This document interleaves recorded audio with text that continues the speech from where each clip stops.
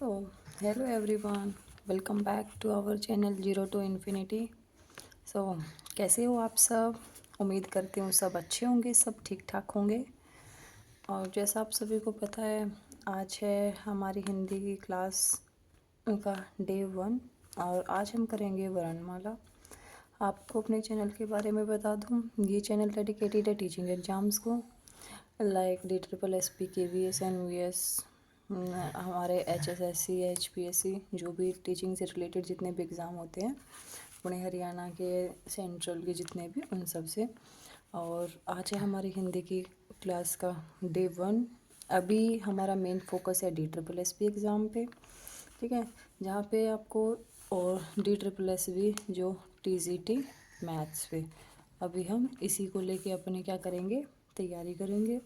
तो जहाँ आपको एक क्लास डेली सुबह 9 AM मिलेगी आपको आपके सब्जेक्ट मैथ्स की क्लास, एंड एक क्लास मिलेगी आपको हिंदी की, मतलब हिंदी का जो हमारा पेपर 1 होगा ना, उससे रिलेटेड क्लास मिलेगी एक आपको। तो आज उस हिंदी की पहले हम शुरू में 15 दिन में, 20 दिन में, या फिर 1 महीने में, जितने टाइम में हमारी हिंदी कंप्लीट होगी, पहले हम उसको पूरा करेंगे। उसके बाद फिर हम दूसरा सब्जेक्ट उठाएंगे, इंग्लिश का या फिर GS का, फिर ऐसे ऐसे करके, मतलब जो जो ये सब पेपर 1 होता जाएगा, एक एक सब्जेक्ट उठा के वहाँ से उसकी तैयारी करेंगे और साथ साथ अपने सब्जेक्ट को लेके चलेंगे। ऐसे करके हम अपनी तैयारी को आगे बढ़ाएंगे। तो आज हम करेंगे वर्णमाला का टॉपिक। कोशिश रहेगी कि वर्णमाला हमारी आज की क्लास में कंप्लीट हो जाए।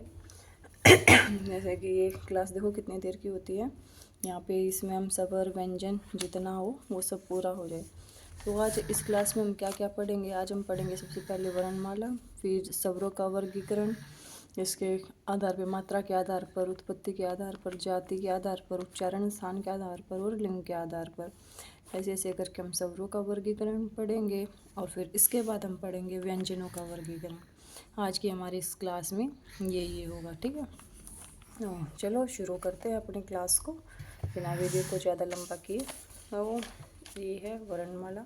ये भाई देखो, मैंने ना अपने नोट्स बना रखे हैं, ठीक है। मैं आपका उन्हीं में से ये करवाऊँगी क्लास वगैरह, जो कुछ मैं पढ़ाऊँगी, ठीक है। तो आप ये मत देखना कि हाँ ये लिख नहीं रही है या ऐसे नहीं कर रही है आपको, इसमें साथ साथ में, क्योंकि मैं पहले पढ़ती हूँ और फिर उसके बाद अपने जो है साथ साथ नोट्स बनाती हूँ। ये तो है नहीं कि मेरे को सब कुछ आता है, ठीक है। सो आपकी तरह मैं भी तैयारी कर रही हूँ। तो आज हम करेंगे अपने वर्णमाला का। देखो वर्णमाला होती क्या है? वर्णमाला वर्णों का समूह। वर्ण हम बिल्कुल बेसिक से, मतलब एकदम स्टार्टिंग से पढ़ते आ रहे हैं। जब हमने स्कूल में एडमिशन किया था, नर्सरी KG में, तब से ये वर्ण ही पढ़ते आ रहे हैं। पर तब तो हम ऐसे याद करते थे, क से कबूतर, ख से खरगोश। लेकिन अभी केवल वहाँ तक की बात नहीं है, अभी हमको इसको एकदम डीप में आके पढ़ना है, ठीक है। ये कैसे कैसे क्या क्या होता है ये होंगे। सबसे पहले क्या होता है वर्णमाला? वर्णमाला होता है वर्णों का व्यवस्थित क्रम। वर्णों में क्या क्या आ जाते हैं? सभी स्वर आते हैं, एंड सभी व्यंजन जो भी होता है, क ख ग घ ड़, एंड जितने भी स्वर आते हैं, अ आ ई, ये सभी किस में आते हैं? ये सभी वर्णों में ही आते हैं, ठीक है। और वर्णों के अलग अलग पार्ट कौन से होते हैं? एक स्वर होते हैं और एक व्यंजन होते हैं। तो वर्ण क्या होते हैं? भाषा की लिखित लघुत्तम इकाई। लघुत्तम क्या होता है? जो सबसे छोटी होती है। लिखित रूप में जो सबसे छोटी इकाई होती है वो होती है वर्ण। जैसे देखो, कोई भी एक सिंगल वर्ण लिख दो, जैसे क लिख दिया, सबसे छोटा तो एक ही ये जो अक्षर है वो लिखा जाएगा, या फिर अ लिख दिया, आ लिख दिया। जो सबसे लिखित रूप जो इसका सबसे छोटा होगा ना, वो होगा वर्ण, ठीक है। ध्वनि क्या होती है? भाषा की मूल इकाई। उच्चारण की दृष्टि से लघुत्तम इकाई, जो हम बोलते हैं उसकी तरह जो सबसे छोटा होगा वो होगी ध्वनि। शब्द क्या होगा? भाषा की सार्थक लघुत्तम इकाई, ये होती है शब्द। पद क्या होता है? व्याकरणिक योग्यता प्राप्त लघुत्तम इकाई। ये ना इनका डायरेक्ट क्वेश्चन भी हो जाता है, व्याकरणिक योग्यता प्राप्त लघुत्तम इकाई कौन सी होती है? पद। इकाई है होती है पूर्ण इकाई, ठीक है। अभी इसके बाद क्या, पतंजलि ने क्या कर रखा है? स्वर व व्यंजन के विषय में क्या बोला था? सर्वप्रथम चर्चा करने वाले थे। पहले इसका क्वेश्चन नहीं आता, हम ना केवल इसमें वही पढ़ेंगे जो एकदम हमारे एग्ज़ाम ओरिएंटेड होंगे, ठीक है। ये मैं भी नहीं चाहती भी किसी बच्चे का खामखा टाइम वेस्ट हो, उसको केवल यहाँ पे वही चीज़ मिले जो उसके एग्ज़ाम के पॉइंट ऑफ व्यू से इम्पोर्टेंट हो। तो हम केवल वही चीज़ें पढ़ेंगे जिसको हम, जो हमें लगेगा कि हाँ ये हमारे एग्ज़ाम में आएगी। सो वर्णमाला में टोटल वर्ण कितने होते हैं? 52 होते हैं, ठीक है। सो मूल वर्ण अगर हमसे पूछ ले कि वर्णमाला में मूल वर्ण कितने होते हैं, तो 52। ये हमारा क्वेश्चन है, ऐसा डायरेक्ट क्वेश्चन आ सकता है। और अगर पूछे कामता प्रसाद गुरु के अनुसार कितने हैं, तो 11 स्वर और 33 व्यंजन, उसके अनुसार कितने हैं? 44 है।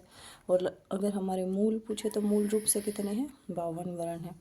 और इसमें क्या क्या है? 11 स्वर है, 10 मात्राएं है और 12 खड़ी है, ठीक है। अभी 11 स्वर कौन से हैं ये देखते हैं। 11 स्वर है अ आ, ये पता ही होगा आपको, अ से अ, रा से आ, वही है हमारे 11 स्वर। इसमें अंग और अह नहीं आते, ठीक है। वो क्यों नहीं आते? क्योंकि वो अयोग वा होते हैं, वो स्वरों में नहीं आते। मतलब वैसे तो आते हैं कि हाँ स्वर है, लेकिन जब हमसे पूछे कि ये स्वर कितने, ये 11 स्वर है कामता प्रसाद गुरु के अनुसार, ठीक है। कितने हैं? 11 है। अ आ ई ऊ री ए ऐ ओ औ, ये वाले, ठीक है। 10 मात्रा है, अ की कोई मात्रा नहीं होती, ये भी हमारे क्वेश्चन ही बन जाएगा, ठीक है। बिना मात्रा वाला स्वर कौन सा है? अ, ठीक है।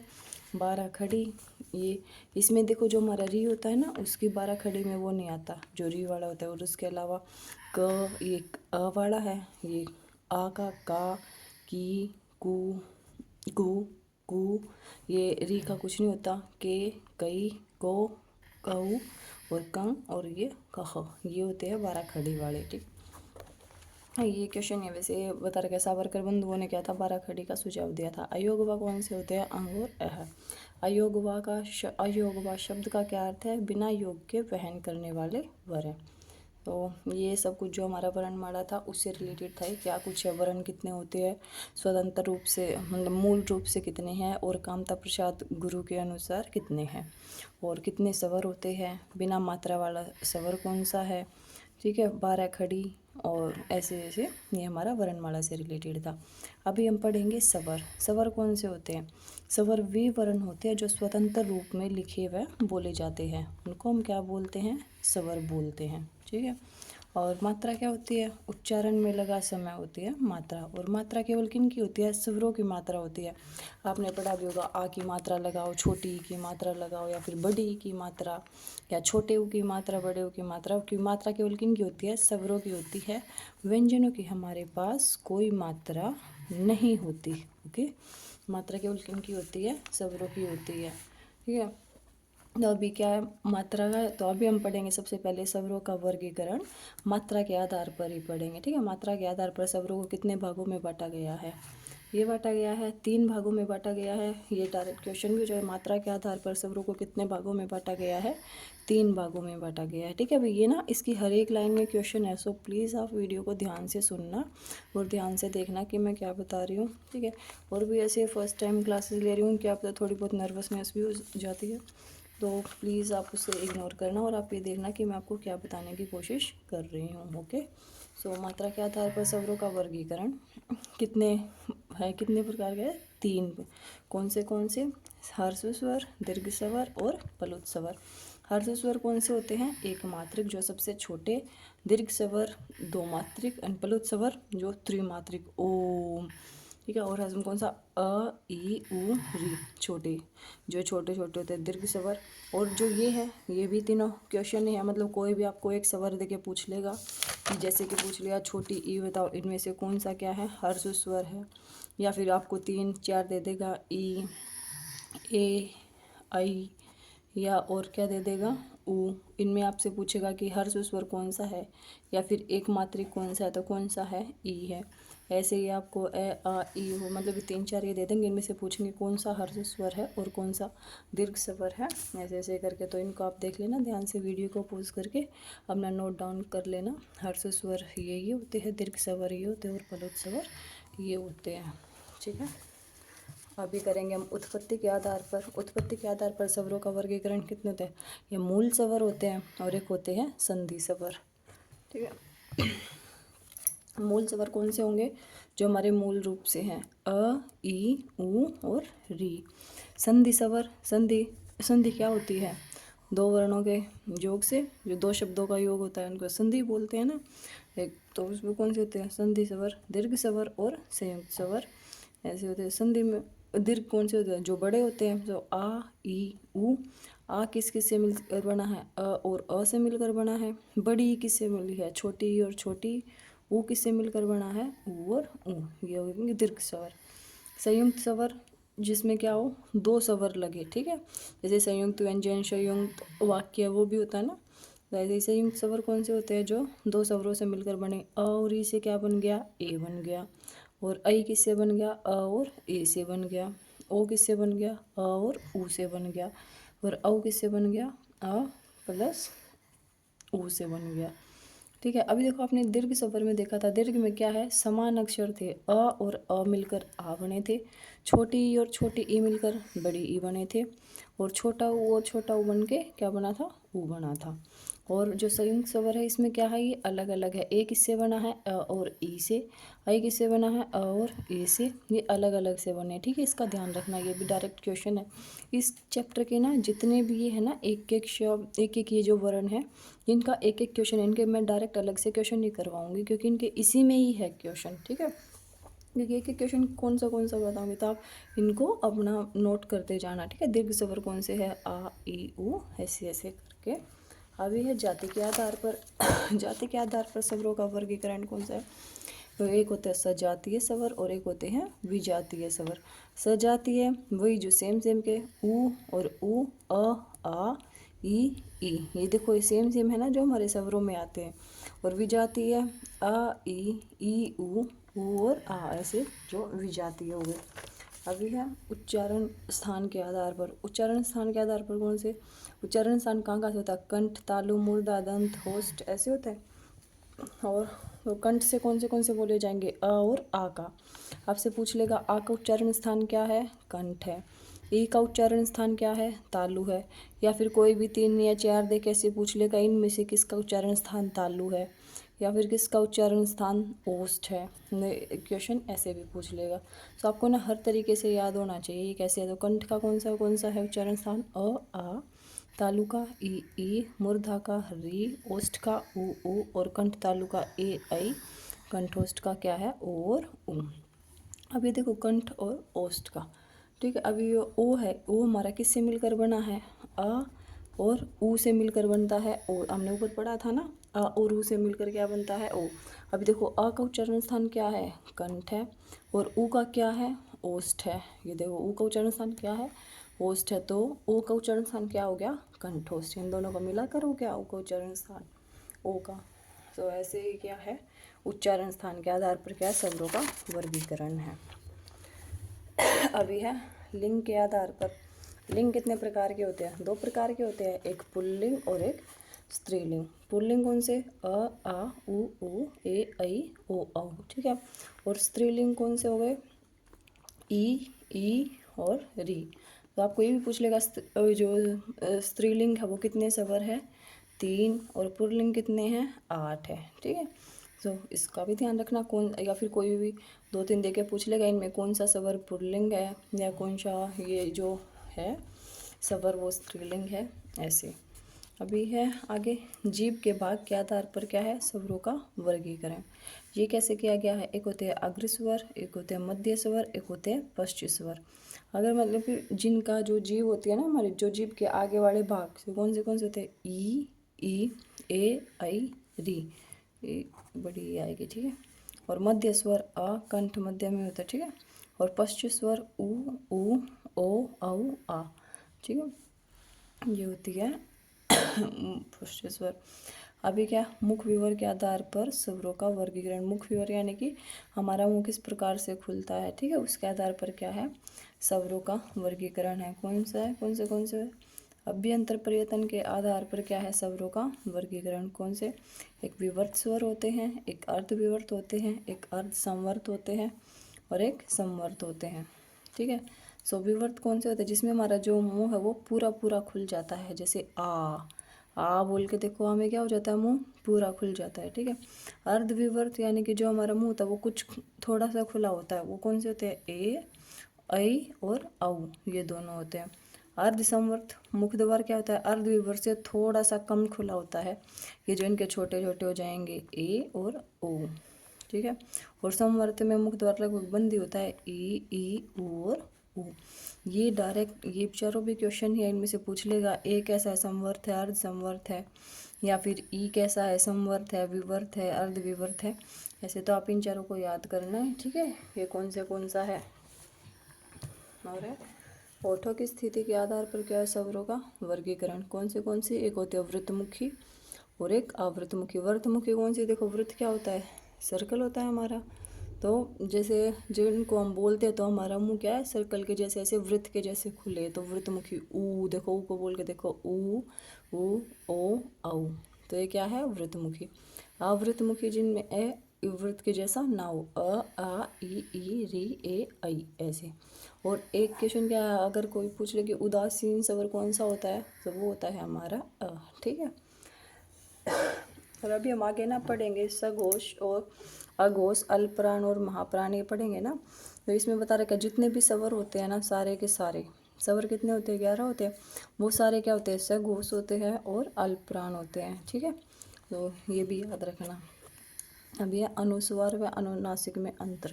अनुस्वार कौन सा होता है, नाक से अधिक सांस व मुख से कम सांस निकलती। अभी इनमें ये काम नहीं है इतने, मतलब जो जो काम के होंगे ना वही पढ़ेंगे। फिर जैसे एक तो आप ये वाले करना, ये वाले इम्पोर्टेंट है अभ्यंतर पर्यटन के आधार पर, ये वाले इम्पोर्टेंट है, ये आपको याद होने चाहिए, ठीक है। और एक ये वाले जीभ के इसके आधार पर, और एक जो हमारे क्या है, जो उच्चारण स्थान है ना इनका, ये वाले याद करना आप, ओके। हाँ, अभी हम करते हैं व्यंजन। स्वर वाला जो था वो हमारा पूरा हो गया है, वर्णमाला में स्वर का। अभी हम करेंगे अपना व्यंजन, ठीक है। व्यंजन कौन से होते हैं, स्वरों की सहायता से उच्चारित होने वाले वर्ण, क्योंकि भाई व्यंजन तो अकेले काम में नहीं आते ना, इनको किसी ना किसी की हेल्प चाहिए बेचारों को। जैसे अभी हम अपने एग्ज़ाम की तैयारी कर रहे हैं, तो हम अकेले तो नहीं कर सकते, हमें भी किसी ना किसी की हेल्प चाहिए, है ना। वैसे ही व्यंजन होते हैं, ये अकेले काम नहीं कर सकते, इसलिए इनको किनकी सहायता चाहिए, स्वरों की चाहिए, ठीक है। तो स्वरों की जैसे में क्या है, मूल व्यंजन कितने होते हैं, 33 कामता प्रसाद गुरु के अनुसार। और स्वर कितने होते हैं, हमने पीछे पढ़ा था, स्वर होते हैं 11, ओके।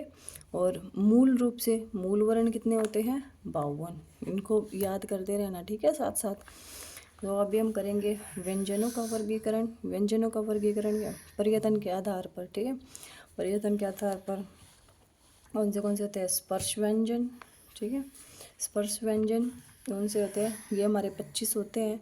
ये भी क्वेश्चन है कि स्पर्श व्यंजन कितने होते हैं, 25 होते हैं। कौन से क ख ग घ ढ च छ ज झ ञ ट ठ ड ढ न त थ द ध न और प फ ब भ म, ठीक है। स्पर्श व्यंजन कितने होते हैं, अच्छे से तो दिख रहा है ना, हाँ ठीक आ रही है। तो स्पर्श व्यंजन कितने होते हैं, 25 होते हैं। अंतस्थ व्यंजन कौन से होते हैं, य र ल व।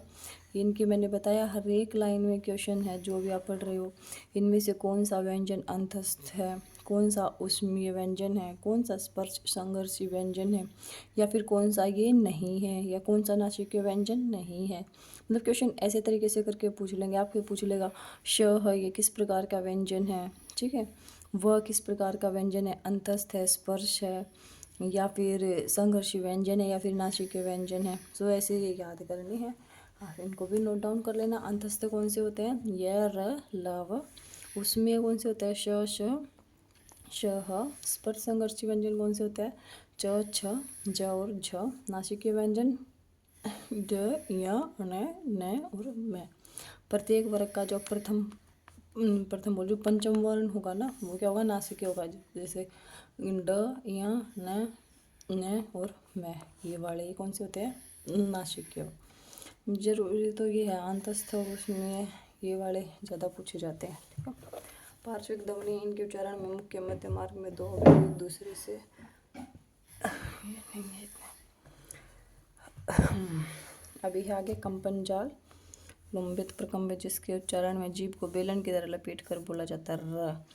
हाँ एक ये जो है ना, ये भी र किस प्रकार का व्यंजन है, प्रकम्पित व्यंजन भी बोलते हैं इसको, लुम्बित व्यंजन भी बोलते हैं, और कंपन जाल ये क्या हमारा, र से रस्सी, र रथ था ना।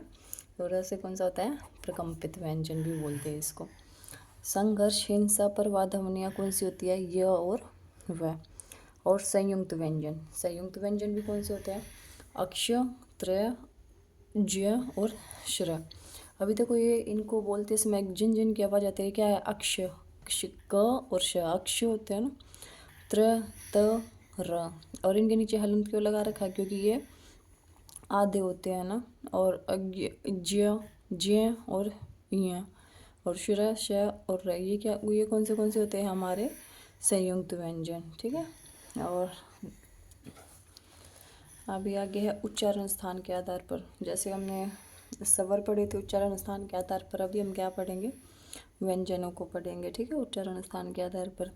स्वर यंत्रमुखी, गले में सबसे निचले और जो काम किया वो देखो, कोमल तालव्य, तालु से बोले जाने वाले क, ख, ग, घ, ढ, ठीक है, च, छ, ज, ज, ञ। मूर्धा से कौन से होते हैं, ट, ठ, ड, ढ, न, री, र और श। ये किससे बोले जाएंगे, मूर्धा से। और न, ल, र से ये वत्सरीय। और दंत से कौन से, त, थ, द, ध, न, ये बोले जाएंगे हमारे दंत से। इनका उच्चारण स्थान क्या होता है, दंत। दंत ओष्ठ, व और फ। और ओष्ठ किसका होगा, प, फ, ब, ब, म। इनका उच्चारण स्थान क्या है, ओष्ठ है। अभी किसके, स्वर यांत्रियों के आधार पर क्या है, व्यंजनों का वर्गीकरण। घोषताओं के आधार पर व्यंजनों का प्रयोग क्या हुआ, सघोष, जिनके उच्चारण में स्वर यंत्रियों में क्या हो, कंपन हो। जैसे अभी है घोषताओं के आधार पर, एक भाई यहाँ से जो व्यंजन में जो इम्पोर्टेंट पार्ट है ना, वो हमारा ये वाला है, सघोष, अघोष, अल्पप्राण और महाप्राण। इनसे रिलेटेड क्वेश्चन ना एचटेट में भी और जो HSSC में भी, मतलब हर किसी न किसी में इनसे रिलेटेड क्वेश्चन जरूर पूछे जाते हैं, ठीक है। तो सघोष, अघोष, अल्पप्राण और महाप्राण, इनको अच्छे से याद करना है, ठीक है। सघोष कौन से होते हैं, जिनके उच्चारण में स्वर यंत्रियों में कंपन हो। जैसे कि प्रत्येक वर्ग का तीसरा, चौथा, पांचवा वर्ण, और य, र, ल, व, ह, ठीक है, और ड और ड। तीसरा, चौथा, पांचवा कौन सा हो जाएगा, प्रत्येक वर्ग का। जैसे देखो ये क्या होता है, पहला, ये दूसरा, ये तीसरा, चौथा, पांचवा, प्रत्येक वर्ग का, ठीक है। सो इस क वर्ग का, इसको हम बोलते हैं, ये होता है हमारा क वर्ग, ये च वर्ग, ये ट वर्ग, ये त वर्ग और ये प वर्ग। सो प्रत्येक वर्ग का क्या है, तीसरा, चौथा, पांचवा, ग, घ, ढ, ज, ज, ञ, ड, ढ, न, द, ध, न, ब, ब, म। तो ये हमारे क्या होते हैं, सघोष वर्ण, ठीक है। और य, र, ल, व, ठीक। ये टोटल कितने हो जाएंगे हमारे, 22 हो जाएंगे। आघोष कौन से हो जाएंगे, जिन व्यंजनों के उच्चारण में स्वर यंत्रियों में कंपन नहीं होता। इनमें क्या है, कंपन होता है और इनमें कंपन नहीं होता। तो ये कौन से हो जाएंगे, प्रत्येक वर्ग का पहला और दूसरा वर्ण। इसमें ये कौन सा था, तीसरा, चौथा, पांचवा, और जो बच गए वो कौन से बच गए, पहला और दूसरा बच गया, और श, श, श बच गया। ये टोटल कितने हो गए हमारे, 13, ठीक है। अब ये प्राणताओं के आधार पर व्यंजनों का वर्गीकरण। प्राणताओं के आधार पर कौन सा हो जाएगा, अल्पप्राण और महाप्राण। अल्पप्राण जैसे पहला, तीसरा, पांचवा। पहला कौन सा, पहला, तीसरा, पांचवा, जो भी हमारे ओड नंबर होते हैं ना मैथमेटिकल लैंग्वेज में, वही पहला, तीसरा, पांचवा, ये हमारे कौन से हो जाएंगे, अल्पप्राण।